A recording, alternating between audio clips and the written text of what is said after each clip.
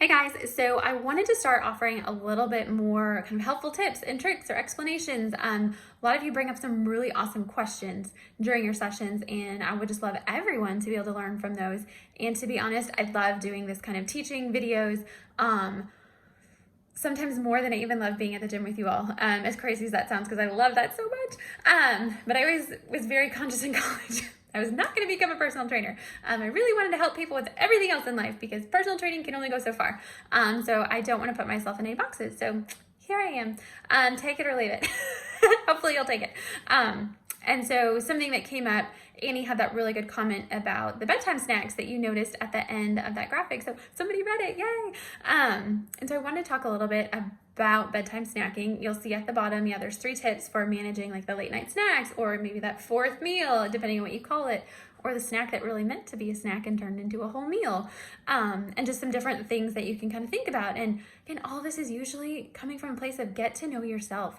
There's no one clear, straight path that everyone can follow and it'll be perfect, right? Perfection is never the goal, but you've got to get to know yourself and how, where the flows in your life are. And, maybe you've got little kids and you eat dinner at 5 o'clock. So by 9 o'clock, you are legit hungry and there's no way you're going to fall asleep.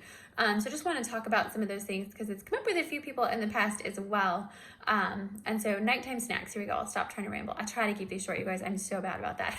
I'm sorry. I don't want to waste your time. And I'm committing to only taking one take. So sorry if I fall over my words. Bedtime snacks, can be a really great way to get in a little more nutrition or get in a little special treat as kind of like a way you're celebrating making it through a whole day. So I don't want you to feel like there's a rule on what is a good bedtime snack. It's kind of what makes you happy. Keeping in mind that you want to keep it probably small. Snacks are usually 150 to 200 calories at the most.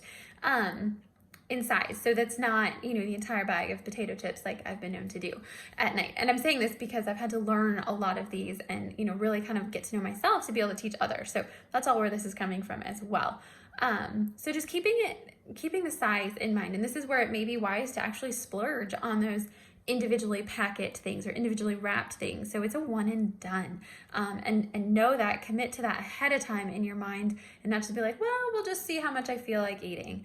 Because if that's kind of the mindset you're taking, I can tell you, you're probably going to end up eating way more than you actually need or that actually satisfy you. Because when you think about any kind of treat in general, it's usually the first couple bites or the first 2 seconds that you're eating it. And then beyond that, we sometimes just finish to finish. Or if it's out there, you can just stand there and mindlessly eat stuff while you're thinking about something else, talking to somebody else, reading something. At least I know I do. So I really want to advocate for pre-portioning out, predetermining what it is you're going to eat. And that way you can make a sensible choice. And, keep in mind, of course, some nights you can have a big piece of something and a drink. A lot of times I'll try to decide if I'm going to have a grown-up drink or a dessert and not usually do both. Just to try to manage, the sugar content that typically come with my treats or drinks. Can't always have your cake and eat it too, as far as that goes. The next thing I want to say too is, really kind of start to pay attention to, not with judgment, there's no judgment. This is observing. You are a neutral observer of your own body, your own feelings, and all of this, okay? Am I really hungry? And a lot of times, as I mentioned earlier, if you eat breakfast or if you eat dinner, earlier in the evening, whether it's because you got activities or your kids just eat that at that time of day, it might be natural that you are hungry at 9 o'clock and need a little something to tie you over all the way into the morning. If you're really hungry though, take a look back at your dinner and then maybe even the rest of the day before that, did you kind of miss the meal? And it sounds crazy, but did you miss the meal? Sometimes we have to really think about oh my gosh, it's true, I didn't eat lunch, or I normally have a bigger dinner. Sometimes we'll try to skimp on dinner because we want to eat less, but then, we get to bedtime and we end up eating more in the long run and more unhealthy stuff because we didn't really capitalize on the healthy food that was or potentially could have been in front of us at lunch or at dinner especially. So don't be shy, especially at meal times, to eat until the point of where you're satisfied. Okay, I don't want you to be hungry after a meal. So just really pay attention. Sometimes we get in that mindset of, oh, the less I eat, the better it's going to feel, and then we make it to bedtime. It's like, oh, floodgates just open. We ate it all. And so making sure that you're eating enough and quality food, throughout the day can really help, keep the bedtime stuff in check. And then that last tip on there was keep your hands busy. I was like, oh, I don't know where people are going to go with that. Or is it just me? And that's just, be doing something. A lot of times if you're just sitting on the couch and you're used to holding a bowl of food and feeding yourself, your hands are occupied. Or, maybe, I hate to recommend like sitting on your phone or doing something, or playing a game, I don't recommend doing that, especially not if that's time with your significant other. But, having your hands doing something other than like feeding yourself constantly. I don't ever recommend passive eating. We don't want to, sometimes we eat to pacify ourselves and pacify our feelings. And so just, if you have something else that you're doing, like I said, whether it's a game or like right now I'm working on our Shutterfly photo album that I make every year. So my hands on the computer, my hands heavy. There's no way I could be eating something. Things like that. I know I've had times where I used to knit or crochet, work on a puzzle, things that don't lend themselves very well to eating. And the last thing is just go to bed on time. A lot of times too, I kind of think I should stay up just because I'm an adult, or I don't want to necessarily go to bed, and then I've kind of pushed past my tired point, and then I'm like, oh, well, now I'm in the hungry point.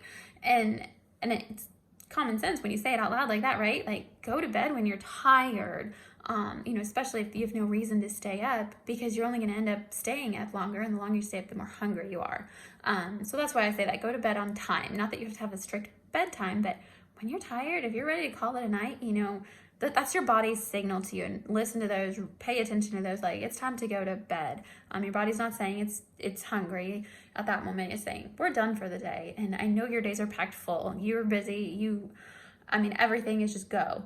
And so, really paying attention and honoring your body and getting the rest it needs. Don't stay up later just to need a snack.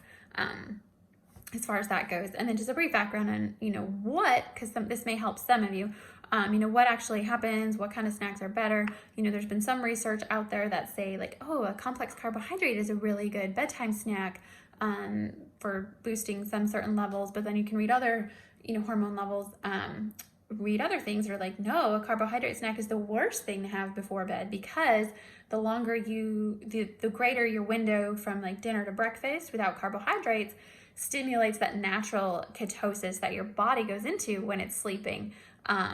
It's almost like its own version of fasting. I don't usually recommend intermittent fasting, but when you go dinner to breakfast, that's a good fast, usually of at least 10 hours, hopefully 12, maybe even 14, just naturally.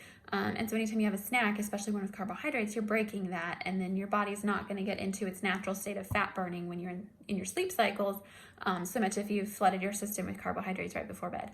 And I'm saying that as a person who routinely has a piece of chocolate after my kids go to bed, as someone who does have adult beverages at night, not every night, but on a frequent basis. Okay, so I'm not saying that like you have to do it 100% of the time, but sometimes just knowing that information of, well, yeah, it's really not worth it.